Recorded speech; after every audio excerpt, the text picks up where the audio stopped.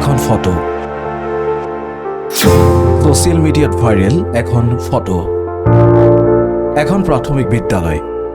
বিদ্যালয়খন যেন এখন আইনা 8 কণ শিক্ষাৰ্থী আন 8 শিক্ষাৰ্থীৰ দৰে অনুৰূপ কিন্তু কিদৰে সম্ভৱ এয়া মেজিক নেকি এয়া কোনো জাদু নহয় মিজোৰামৰ আইজল চহৰৰ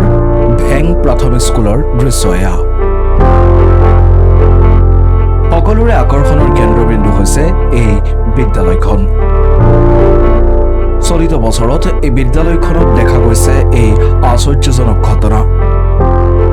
বিদ্যালয়খনত ভৰ্তি হৈছে এজোৰ দুজোৰ নহয়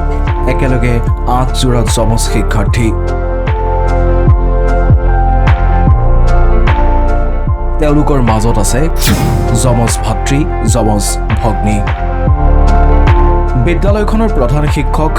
এইচ লাল ভেংটুৰুংগায়ে কয় যে যমজ শিক্ষাৰ্থী পূৰ্বেও আছিল বিদ্যালয়খনত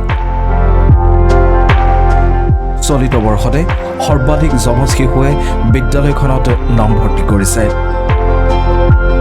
যমজ সন্তানসকল প্ৰথম অথবা দ্বিতীয় শ্ৰেণীৰ শিক্ষাৰ্থী প্ৰধান শিক্ষক লাল ভেংটুৰুংগাই কয় যে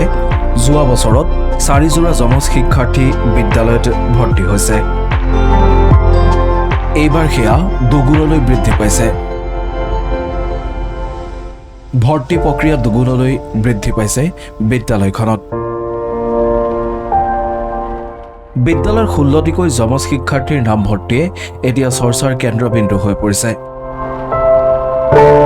আইজলৰ এই বিদ্যালয়খনত শিশুকেইটিক লৈ এতিয়া কৌতূহলী চৰ্চা